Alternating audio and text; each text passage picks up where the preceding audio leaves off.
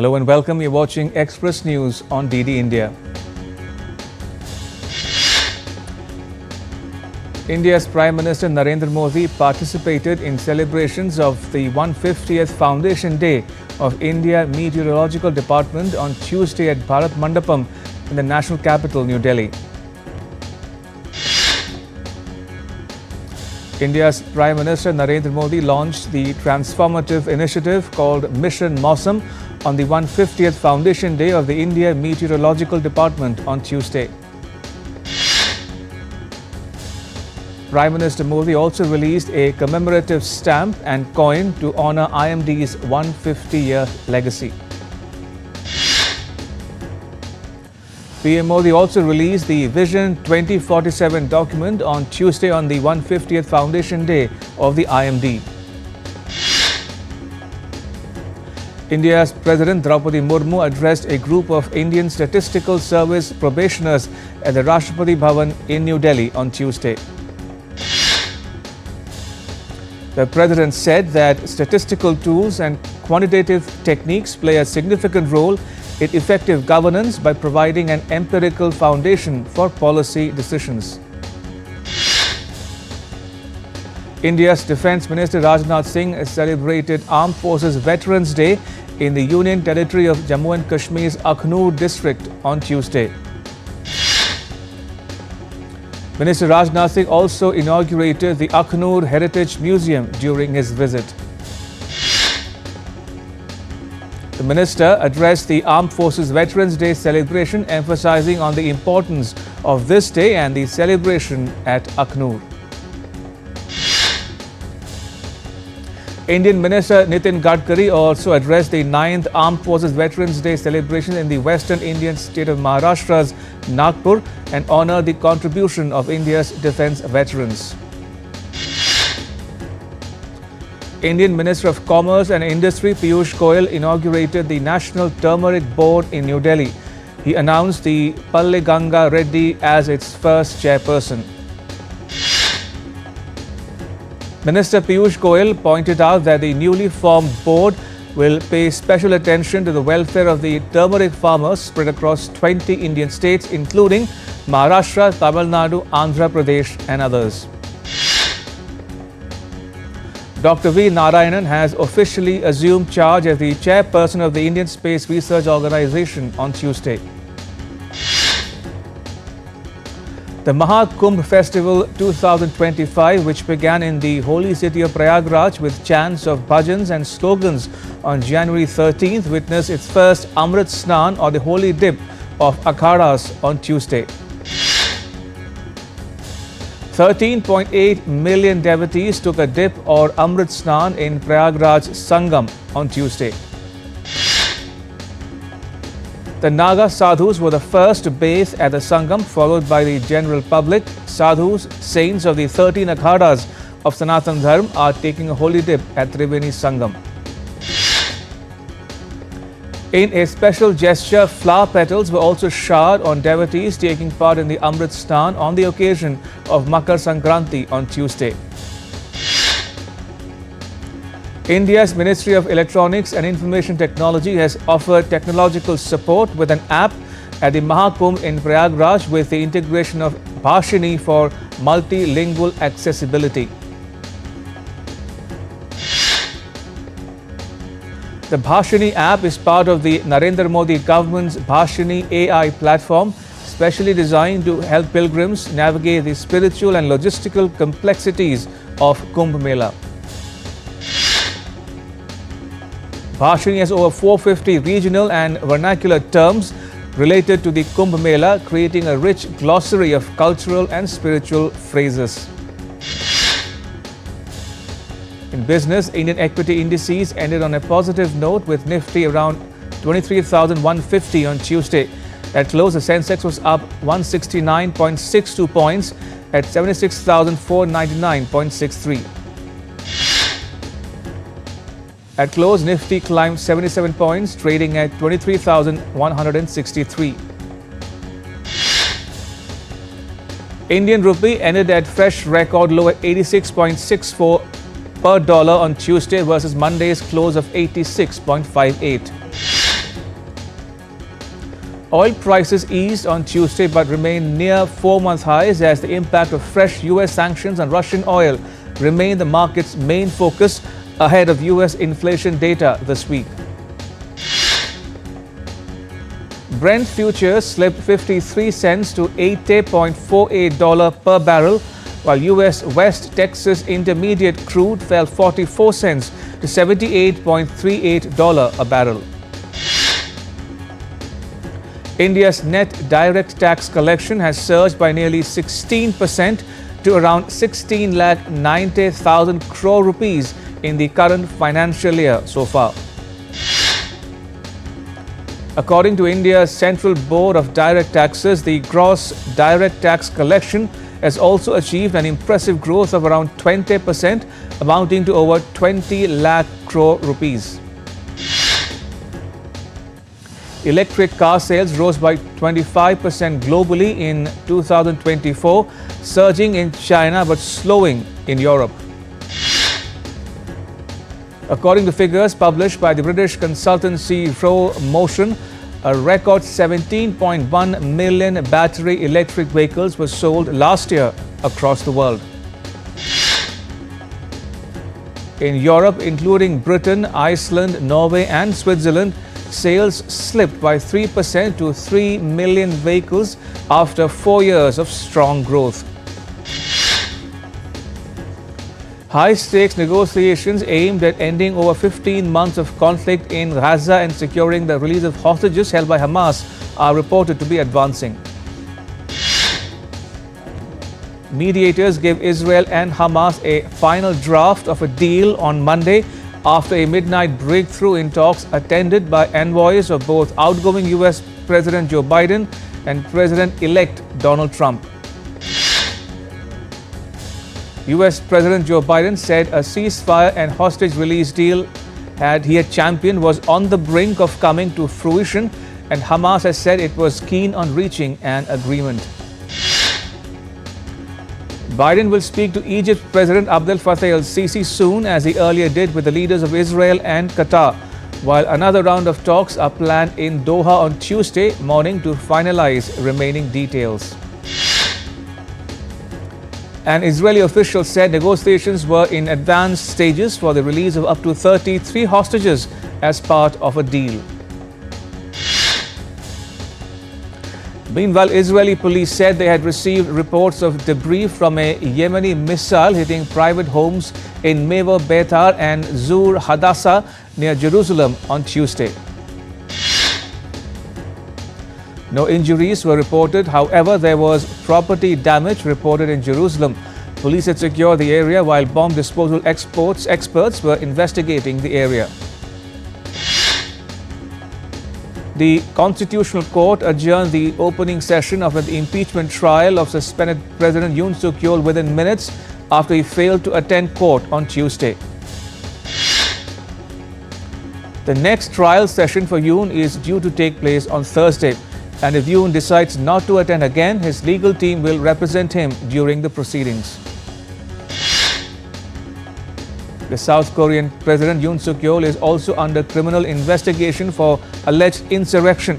Authorities are seeking to execute an arrest warrant after he ignored summons to appear for questioning. The UK government would consult on proposals to ban bodies running essential public services and critical national infrastructure from making ransomware payments. Top-secret MI5 files detailing first-hand accounts of confessions of 3 of Britain's most notorious double agents were released for the first time in London. 9 beaches in Australia's Sydney were closed on Tuesday after mysterious small white and grey balls of debris appeared on the shore during the peak summer holiday season. The Northern Beaches Council said efforts were underway to safely remove the debris. Thousands of Evo Morales' supporters in La Paz clashed with Bolivian police on Tuesday. This comes after their 4-day march in the city to protest against economic hardships in the country, along with fuel shortages and hunger. Protesters threw dynamite as police responded with tear gas and rubber bullets, injuring several protesters. Australian scientists have newly classified a bigger species of the Sydney funnel web spider, one of the world's deadliest that could inject more venom. The former head of spiders at the Australian Reptile Park described the species as being much larger, with bigger venom glands and fangs. A time-honoured New Year's ritual has returned to Wajima city on the Noto Peninsula after an earthquake in central Japan forced the event to be cancelled last year. The centuries-old Shinto ritual involves a pair of children posing as a married deity couple visiting homes to ward off bad luck. Time for a short break. Keep watching DD India.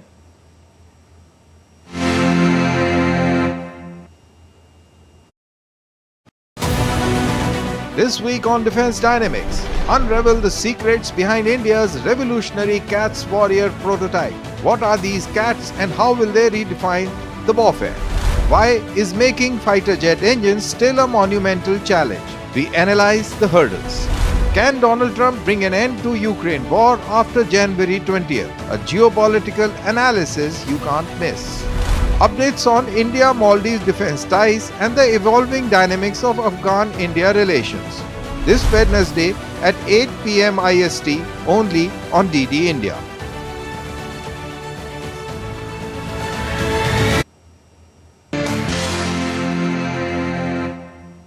Welcome back. You're watching Express News on DD India. Dangerously high winds return to Los Angeles, jeopardizing efforts to contain massive wildfires. The wildfires, fueled by record heat and dry conditions, have scorched thousands of acres and forced widespread evacuations. A new fast-moving wildfire broke out in Southern California's Ventura County, sending firefighters and first responders to battle the massive blaze amid strong winds. A meteorologist with the National Weather Service's Weather Prediction Center said a red flag warning was in effect late on Monday as dry, dangerous Santa Ana winds picked up speed. Local fire departments' efforts to contain the 124 wildfires across California have made slow progress as blazes are still raging in multiple locations in the state. A contingent of 72 Mexican firefighters began assisting with the ongoing wildfires in Los Angeles, California.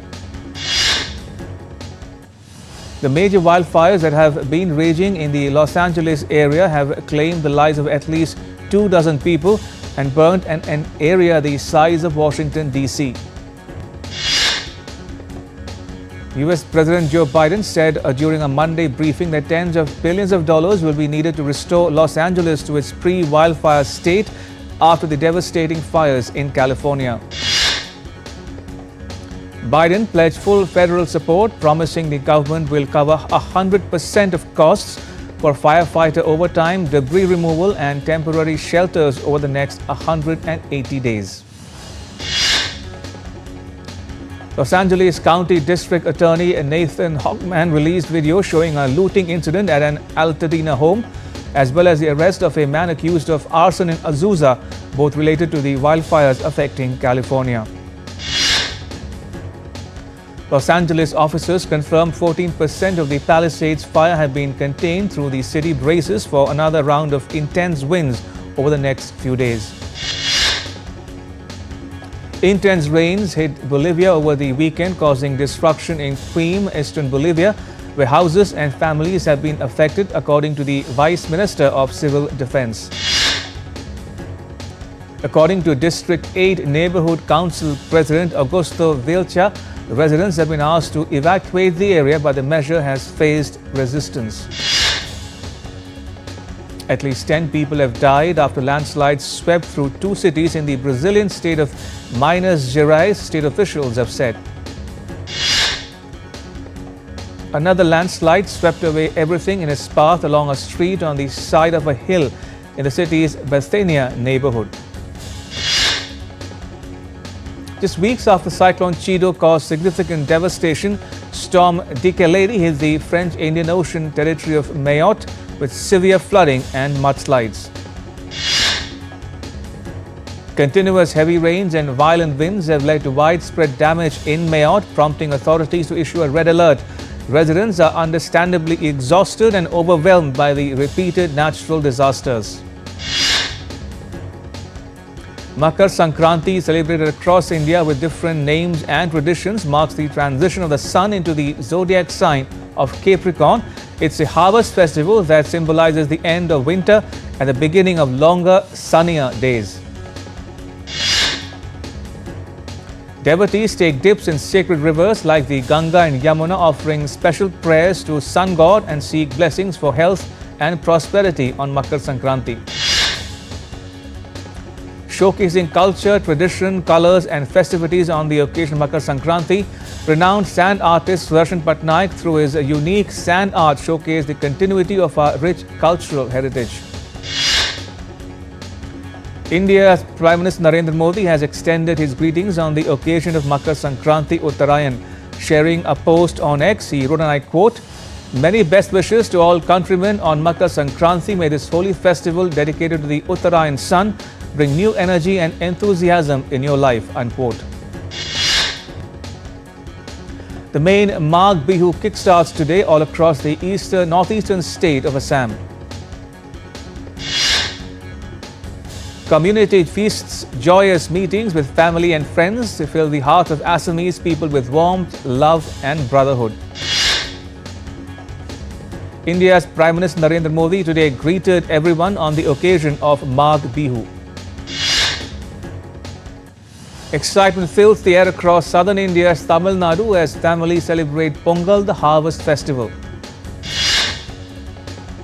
The word Pongal literally means to boil over and refers to the traditional dish of sweetened rice and lentils made with freshly harvested ingredients. The annual Voodoo festival in Huida, Benin offers a vibrant spectacle featuring voodoo rituals, ceremonies and performances. The Voodoo festival attracts both tourists and worshippers, highlighting voodoo's positive aspects and rich cultural significance. Citizens were seen in interesting masks and costumes on the streets during the Vevchani Carnival, known as the oldest carnival in North Macedonia. The masks and costumes used in the Vevchani Carnival, which is believed to be 14 centuries old, reflect the events and current issues in North Macedonia and the world. As part of a multi-year research project near the Denman Glacier, scientists in Antarctica are using underwater drones to film sea life beneath the ice. The research is part of a broader research campaign to better understand changes to the nearby Denman Glacier, the fastest melting glacier in eastern Antarctica. Tucked away in a corner of central Tokyo, the Extinct Media Museum lives up to its name.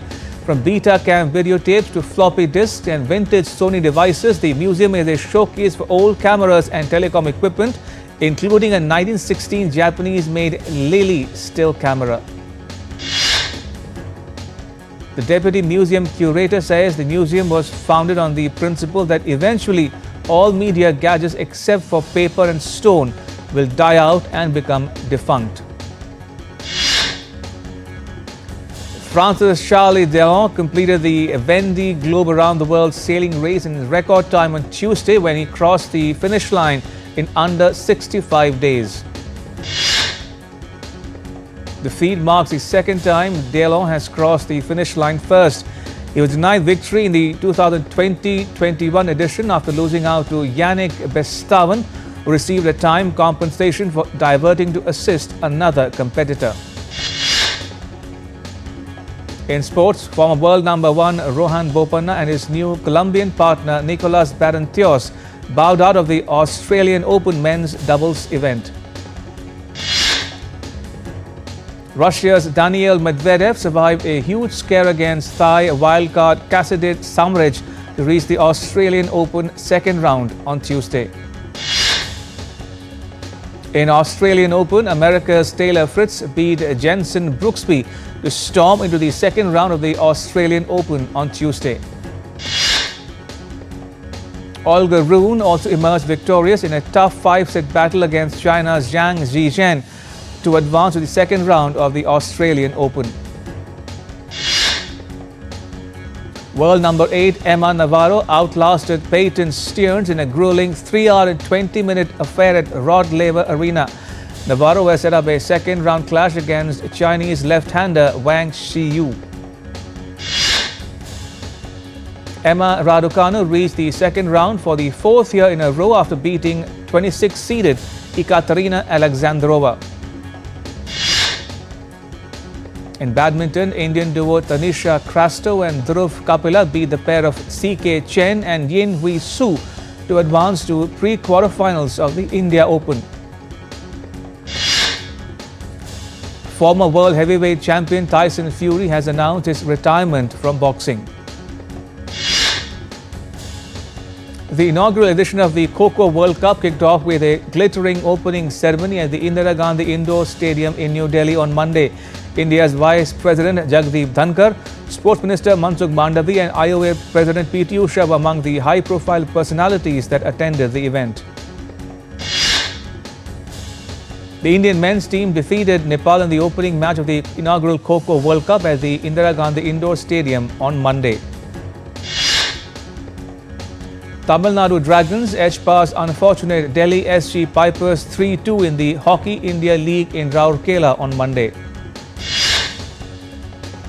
In Women's Hockey India League, Surma Hockey Club secured 4-1 win over Shrachi Raj Bengal Tigers in Ranchi on Monday.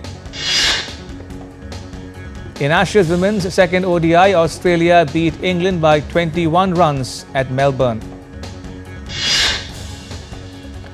India will face Ireland in the third and final Women's One-Day International in Rajkot on Wednesday, aiming to complete a series sweep after two dominant victories. The Los Angeles wildfire disaster has posed a threat over its preparations for the 2028 Olympics. The deadly fires raised concerns over the city's readiness to host the event. And that's a wrap on Express News. Thanks for watching. Goodbye.